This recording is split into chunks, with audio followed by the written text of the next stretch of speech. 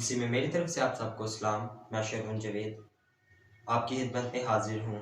जैसा कि आप सब पहले से ही जानते हैं कि कराची कैंट में 13 साल की बच्ची आरजू राजा को ज़्यादती का निशाना बनाया गया।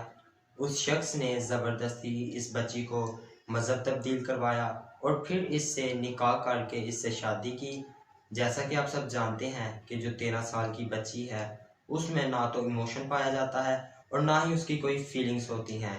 और ये जो अब बात हमें नज़र आ रही है वो कहते हैं कि इस लड़की ने खुद उससे शादी की है। अजीज़ों देखें, अगर कोई बच्ची 13 साल की है, वो अभी बहुत छोटी बच्ची है, उसको तो शादी का अच्छी तरह से मतलब भी नहीं पता कि शादी का मतलब क्या है। वो अपने बाप की उम्र के लड़के से क्या शादी कर सकती है? आप सोचिए ज़रा इस बात पर कि वो अपने बाप की उम्र के लड़के से शादी कर सकती है। और आज मैं आपको बताना चाहता हूँ कि जब मैंने अपनी फेसबुक ओपन की तो उसमें मुझे बहुत से ये पोस्टें नज़र आई कि उसको इंसाफ दो, उसको इंसाफ चाहिए। मैं जितने भी मुझे देख रहे हैं मेरी वीडियो को, मैं उनको बताना चाहता हूँ कि फेसबुक पर पोस्टें लगाने से इंसाफ नहीं मिलेगा। व्हाट्सएप पर स्टेटस लगाने से या ये जो तस्वीर हैं इनको दूसरों के साथ शेयर करने से इंसाफ नहीं मिलेगा। आप अगर इंसाफ चाहते हैं तो आप बाहर रोडों पर निकलें और रैली निकालें ताकि हुकूमत को भी पता चले कि ये काम गलत है और लोग इसके खिलाफ हैं। ठीक है। और मैं उन लोगों के खिलाफ हूँ जिन्होंने इस कानून को पैदा किया और आप देख सकते हैं कि जिन्होंने उस सर्टिफिकेशन को जारी किया निकाह के और जिन्होंने अलाउ किया कि आप दोनों मियाँ बीवी हैं, जिन लोगों ने वो निकाह किया है, मैं उनसे ये दरख्वास्त करता हूँ कि खुदा की लाठी बेआवाज़ है। आप खुदारा इस तरह की हरकत ना करें, क्योंकि आप देख सकते हैं कि कोरोना जो पहले उसने बहुत से इंसानों की जानें ली हैं। और अगर आप बच गए हैं, खुदा का मकसद है आपके ज़िंदगी के लिए, तो आप इस तरह की बुरी हरकत करके खुदा को और नाराज़ ना करें ताकि कल को कोई और बीमारी आ सके। आपके वसीला से जो खुदा के साथ जुड़े हुए हैं, मुंसलिक हैं, उन पर भी मुसीबत आएगी। और मैं आपसे ये दरख्वास्त करता हूँ कि इन जो कानूनों को है वो ना बनाएं, इन कानूनों को जो है रद्द किया जाए। और मैं बताना चाहता हूँ कि क्रिश्चियन लड़कियाँ जो हर बार ज़्यादती का निशाना बनती हैं, कभी उनके साथ रेप हो जाता है, कभी कुछ हो जाता है। और इस दफ़ा जो नई वीडियो आई है वो 13 साल की बच्ची को मज़हब तब्दील करवा के उससे शादी की गई है। अजीज़ों, अगर आप देख रहे हैं मुझे और मेरी वीडियो को सुन रहे हैं और मेरी आवाज़ आप सुन रहे हैं, तो अगर आज आप आवाज़ नहीं उठाएंगे, आप नहीं बोलेंगे, तो ये यकीनन हमारी बहनें हैं, हमारी बेटियां हैं, हमारी माएँ हैं, कल को उनके साथ भी ये हरकत होगी।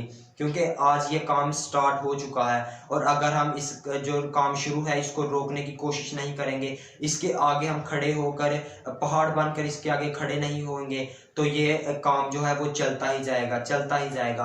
अगर आप आवाज़ नहीं उठाएंगे, आप रैलियां नहीं निकालेंगे, आप हुकूमत तक अपनी आवाज़ पहुंचाने की कोशिश नहीं करेंगे, तो यकीनन ये मामला, ये हादसा कल को हमारी माँओं, हमारी बहनों के साथ भी हो सकते हैं। खुदारा आप रोडों पर निकलें, रैलियां निकालें और ये पोस्टों वगैरह या स्टेटस वगैरह लगाने से आपको कभी इंसाफ नहीं मिल सकता। ठीक है। और वो बच्ची की माँ की जब आप तस्वीर देखें तो वो कैसे रो रही है, जो लोग वहाँ पर उनके नज़दीक है वो वीडियो या तस्वीर उनकी अपलोड कर रहे हैं, तो उनकी उसकी माँ की आप देखें हालत कि वो कैसे रो रही है अपने बच्ची के लिए। ठीक है। और अगर आप इसके खिलाफ आवाज़ नहीं उठाएंगे तो ये मैं बार बार कह रहा हूँ कि ये कल को आपकी और मेरी माँ बहनों के साथ भी ये हादसा हो सकते हैं।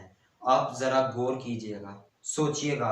और मेरी हुकूमत से भी ये अपील है कि वो उस शख्स को जल्द पकड़ें और उसको जो कड़ी से कड़ी सज़ा है वो दें, ताकि उसके वसीला से जो दूसरे लोग हैं वो भी सबक को हासिल करें और वो भी आइंदा से कोई ऐसी बुरी बात या कोई ऐसा काम ना करें और वो डरें। और वो मैं उनसे कहता हूँ कि आप हुकूमत से नहीं बल्कि सबसे पहले खुदा से डरें, जिसने आपका सही हिसाब लेना है। हुकूमत आपको पकड़ेगी, ठीक है, वो आपको फांसी देगी या कुछ देर जेल में कैद करेगी, उसके बाद आपको रिहा कर देगी।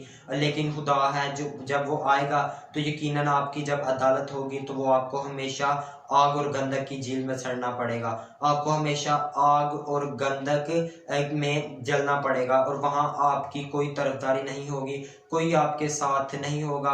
आप इस काम को बंद करें, हमारी अपील है आपसे, दरख्वास्त है। और जितने मुझे नौजवान क्रिश्चियन नौजवान बहनें देख रही हैं, आपको चाहिए कि आप एक ग्रुप्स बनाएं और रैली की सूरत में बाहर रोडों पर निकलें, ताकि लोगों को भी और हुकूमत को भी पता चले और क्रिश्चियन अपने इंसाफ के लिए रोडों पर आ रहे हैं। आप जो ये घर बैठकर फेसबुक पर या ये अपलोड कर रहे हैं, व्हाट्सएप पर स्टेटस लगा रहे हैं, इससे आपको इंसाफ नहीं मिलेगा। यही अगर वक्त आप बाहर जाकर रैली निकालें या कुछ देर को रोड, यकीनन आपकी इस वो दरख्वास्त को सुनेंगे और आप जब उनसे एक ही दरख्वास्त करेंगे कि उस शख्स को फांसी दी जाए, उस शख्स को फांसी दी जाए, तो हज़ारों लाखों लोग जब ये आवाज़ कहेंगे कि उस शख्स को फांसी दो, उस शख्स को फांसी दो, तो यकीनन हुकूमत मजबूर हो जाएगी और वो उस शख्स को फांसी दे देगी। और वो शख्स जब मर जाएगा, लोग बहुत से लोगों को जब ये पता चलेगा कि वो जो शख्स था जिसकी उम्र 44 साल थी, उसने ये काम किया तो उसको फांसी हुई,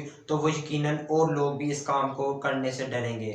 सो मेरी आपसे गुजारिश है और आप उसके घरानों के लिए भी दुआ करें कि खुदा उनको सब्र अता करें। Thank you and God bless you.